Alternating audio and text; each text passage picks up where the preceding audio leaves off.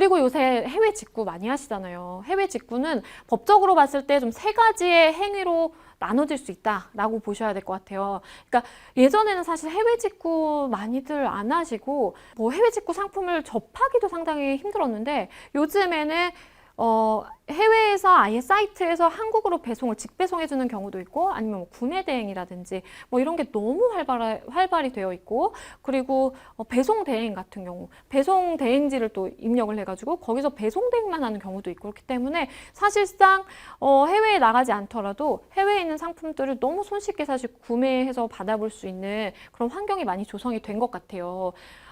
해외 직구는 세 가지로 이제 구분을 해볼 수가 있는데 직접 배송. 우리가 해외 사이트에서 결제를 하고 그 사이트에서 국제 운송을 받아서 해줘서 그 운송을 받는 그러니까 내가 해외에 있는 그 현지 온라인 쇼핑몰 법인과 직접적으로 거래한다라고 보시면 되겠죠. 그리고 배송 대행 같은 경우에는 이제 뭐 배송 대행지라는 게 보통은 있죠. 뭐 미국에 아니면 뭐 유럽에 어디든 배송 대행지를 내가 입력을 하면 그 쇼핑몰이 만약에 우리 한국까지 배달을 안 해준다고 하더라도 배송 대행지를 받아봐서 거기서 배송 대행지의 배송 대행 서비스를 내가 이용을 하면 되기 때문에 그것도 사실은 거래가 이제 두 곳에서 발생하는 거죠. 그 해외 현지의 쇼핑몰과 내가 거래를 해야 되는 게 하나 있고 그리고 배송 대행지를 배송 대행해주는 그 업체와 내가 거래를 해야 되는 그 두 가지의 거래가 있겠죠.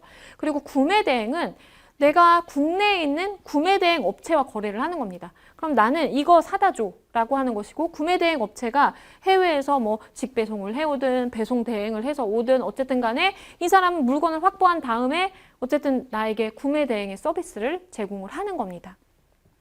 그래서 사실은 이렇게 세 가지 형태로 분류해서 알아둬야 되는 이유 중에 하나는 각각의 대응 방법이 좀 다르기 때문이에요. 왜냐하면 법적으로 봤을 때도 거래 행위가 하나인 게 있고 뭐 두 개 이상인 게 있고 다 다르기 때문에 각각의 내가 어떤 거래를 했는지를 좀 판단을 먼저 하시고 그 다음에 어떤 사실 거래 행위에 대해서 문제를 삼을지에 대해서 또 판단을 하셔야 되는 그런 문제가 있습니다.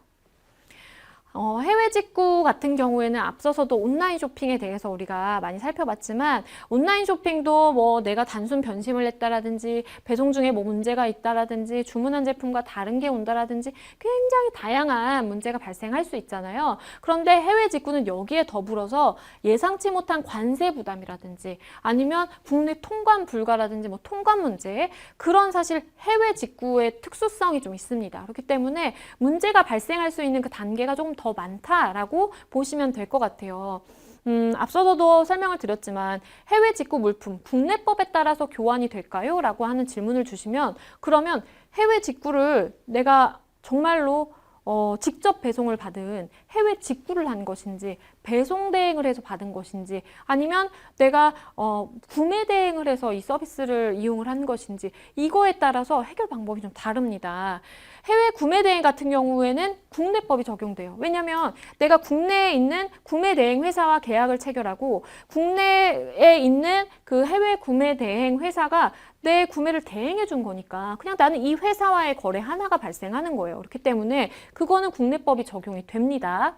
그런데 직접 배송 받거나 내가 직접 인터넷 해외 쇼핑몰에 거래를 해서 거기서 나한테 직접 국제 운송을 해준 경우 그런 경우나 아니면 배송대행 경우에는 국내법이 적용이 되지 않는 거예요. 왜냐하면 내가 해외에 있는 그 법인과 거래를 한 거잖아요. 그렇기 때문에 해외 현지의 법인에서 마련된 그 뭐 배송 우리가 그 물건을 살 때 그 약관이라든지 뭐 계약 내용이라는 게 있잖아요. 그게 다 해외 사이트이기 때문에 해외 사이트가 자기네 법에 따라서 만들어 놓은 거기에 내가 동의를 하고 산 것이기 때문에 그렇기 때문에 무조건 국내법이 적용이 된다라고 볼 수가 없습니다. 그렇기 때문에 내가 해외 직구를 해서 물건을 받아볼 때 이게 해외 구매 대행인지 직접 배송인지 배송 대행인지 이것에 따라서 문제 해결 방법이 달라진다라는 거 해외 구매 대행은 국내법이 적용이 된다라는 거 알아두시면 좋겠습니다.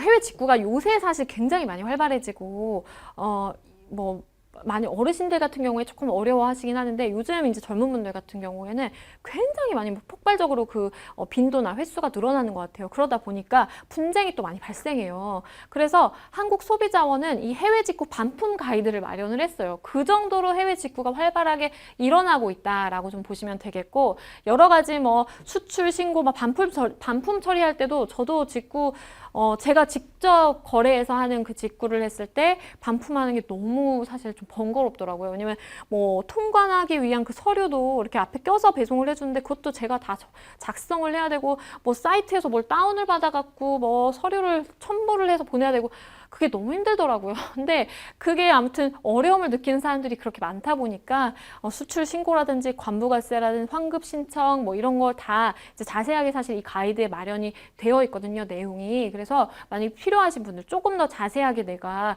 절차에 대해서 알아보고 싶다라는 분들은 이 해외 직구 반품 가이드 한번 좀 참고를 해보시면 좋을 것 같고요. 그리고 차지백 서비스라는 게 있어요. 이게 사실은 해외에서는 많이들 활성화가 되어 있는 것 같아요. 근데 우리나라 같은 경우에는 요새 이제 직구가 많이 늘어나다 보니까 이 차지백 서비스도 등장을 했더라고요.